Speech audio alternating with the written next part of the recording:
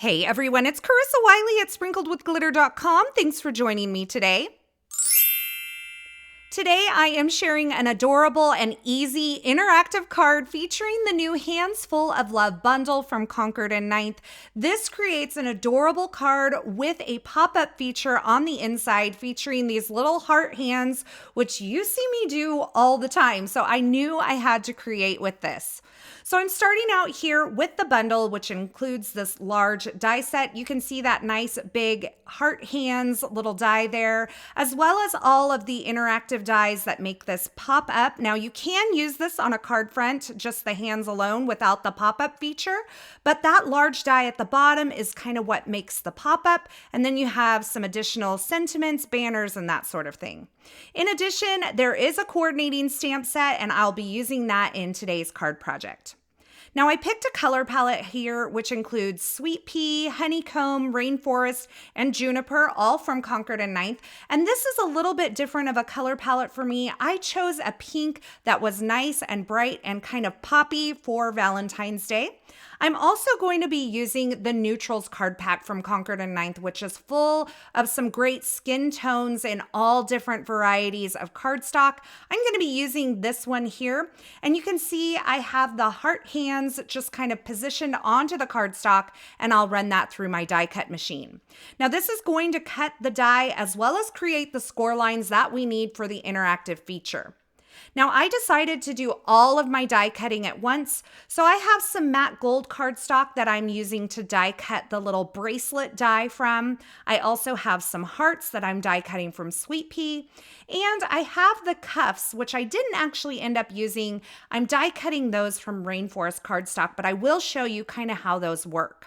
I also really love that the bracelet die creates several bracelets at once, and you could die cut these from a metallic cardstock like I've done, or a glitter cardstock, or even colored cardstock, and it would be fun to stack up a bunch of these on her wrists.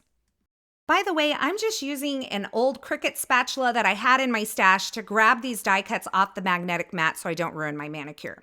Now this piece here, this is the part that creates the interactive portion that will adhere into your card. Along the top, there is a cut line. It is a die line. Along the bottom, you see that more solid piece of metal. There is no die line or cut line there. That's just simply there to show you where to line it up with the bottom of your cardstock. So I've lined up that solid piece along the bottom of this Juniper cardstock. This cardstock measures 5.5 by 8.5 inches, and I'm holding that die in place using some repositionable tape. Now you can see that this die is actually a little too long for my cutting plates, but that's okay. I'm going to show you how to do this. Part of it is going to hang off. That's okay. I'm going to stack up my second cutting plate on top of it and run it through my die cut machine. And then without moving the die or anything, I'm just going to shift this entire thing up. So it's still attached in the same place on my cardstock. And I've just moved that entire kind of grouping of cardstock and die right up, ran it through my die cut machine a second time, and you can see I have my piece die cut from that Juniper cardstock. Now it creates a score line in the center, so you don't have to guess where that score line needs to be, and I'll show you how to put all that together in just a moment. Now, if you want to create some cuffs for her, I've die cut those out of Rainforest cardstock, and I also die cut a second set out of Honeycomb cardstock.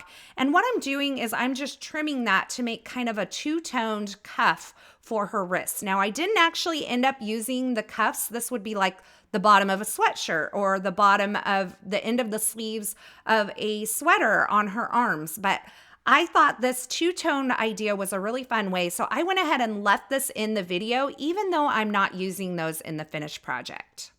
So now that we have a lot of our die cutting done, I am going to go ahead and place these bangles on her wrist. And what you want to do is start where her wrist is the most narrow and then just kind of slip that on. It will kind of slide down to the wider part of the wrist. And I'm going to show you how I made sure all of this kind of stayed in place once I have them positioned. So again, I'm just slipping that on at the narrow part of the wrist and allowing it to kind of run down into the larger part of the arms or the wrists here. Now, once I have all of these in place, I have 4 bangles here because she's got a great stack going on her wrist, and I like lots of bling, so I'm not gonna deprive her of that. Once I have all of those in place, I'm going to space them out, and then I'm going to use some 1/2-inch wide mint tape from scrapbook.com to hold those in place. That's going to hold them in the position that I like them. Then I can flip this over and add some liquid glue behind the edges of those bangles that are kind of overlapping the back side.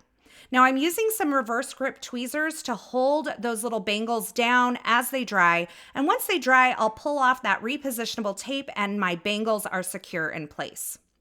Now that we have that assembled, I'm going to go ahead and fold on all of the score lines and reinforce those folds with my bone folder, just making sure everything's moving freely so that when I put this together, it will pop up nicely. Now, once I've folded on all those score lines, I can begin to assemble the pop-up feature. So along those little tabs on the bottom of the arms, I'm going to put some liquid glue just below the score line. I'm going to line that up with my interactive portion that will adhere on the inside of my card, just tucking that tab right behind that opening there. You can see how it kind of nicely nestles into place. The only place I've put adhesive is on those tabs, and then I'm lining it up with this folding portion that will go inside of my card. Once that is in place, I'm going to make sure, again, that all of my score lines are kind of reinforced, that everything's moving freely, so that when I place this on the inside of my card, everything will kind of work and move the way it needs to. Now, something that I thought would be really fun to do is if you were to put these hands on the front side of a card, it would be really fun to put this larger heart from the die set in the center of those heart hands there. I think that would be so cute and kind of pop it up. Of course, I didn't do that because this is a functioning moving card and I wasn't able to create, a functional portion for that to move on the inside of my pop-up card, but it would be fun on a regular card front. Now I'm going to go ahead and create a card base. This is white cardstock from Concord 9th. It's cut to 5.5 by 8.5 inches, and I'm scoring it at 4 1/4 to create a standard A2 size card. I'm going to reinforce that score line, and then I'm going to open this up. On the inside of this card is where I'm going to place this pop-up feature. So it will nestle into the bottom just like so, and then it will kind of pop up as you open the card. Now I'm placing adhesive on the back side of this. I am not adding any to the area where the arms or the hands are. I'm just placing it on that juniper piece that's on the bottom. And I'm nestling the fold line of that pop-up feature into the fold of the card and then pressing that into place. Then I'm going to turn this over and I'm going to add adhesive to the other side of this pop-up feature. Once again, I'm just placing it on the juniper areas, nothing on the hands.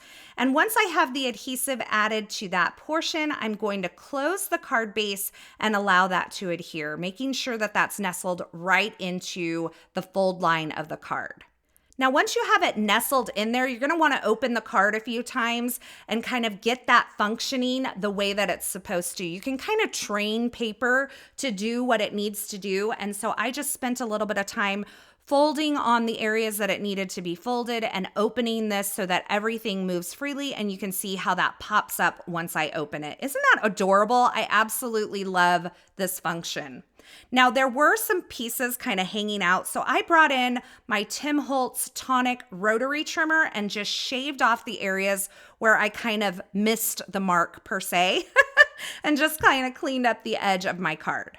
Now here's me playing with the card again. I think it's so funny when I go back to edit interactive card videos, I find that I play with the card a lot and I show it to the camera a lot because I'm always so impressed with the function. Now I have the Hands Full of Love stamp set and I am going to stamp on a panel of cardstock to place on the front of this card.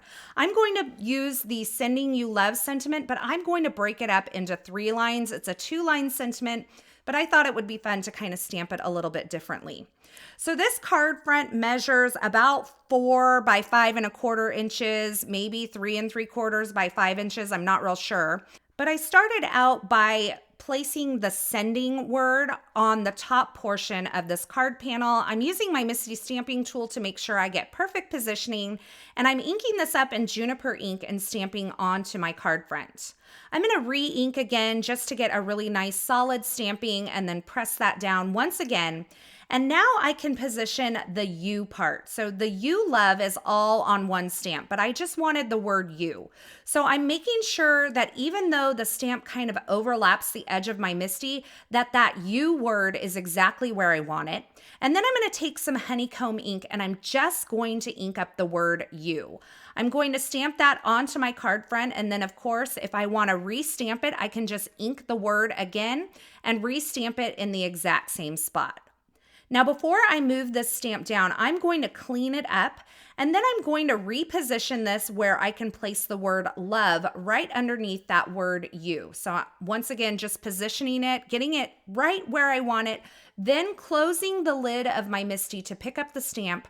Then I'm going to ink just the word love in the Sweet Pea ink and stamp that right below. So this just shows how you can use a larger stamp like this and kind of break it up into a 3-line sentiment instead of a 2-line sentiment. Again, just stamping this word a second time to get a really nice intensity of the ink. These are brand new stamps as I'm using them, so as you condition and use your stamps, they're going to stamp even better on your first try.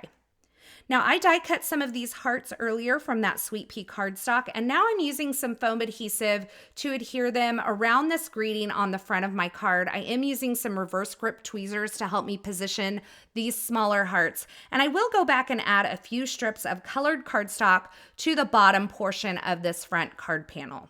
Now, it seems like everybody's been a little under the weather lately, including my sweet mama, and so I thought it would be really fun to make a get well card. Maybe not fun, but necessary. So I went ahead and prepped the surface of the inside of this card with a powder tool. I'm going to do a heat embossed sentiment that says get well soon.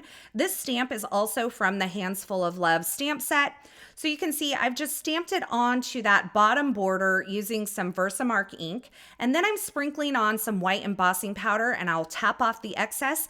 And then I'm going to heat set that until that powder is all smooth and melted. I'm being very careful not to overheat the cardstock because I do have adhesive behind this, and I don't want this to warp too much because we have that kind of functional mechanism on the inside of the card. I probably should have done this before I adhered it to the inside.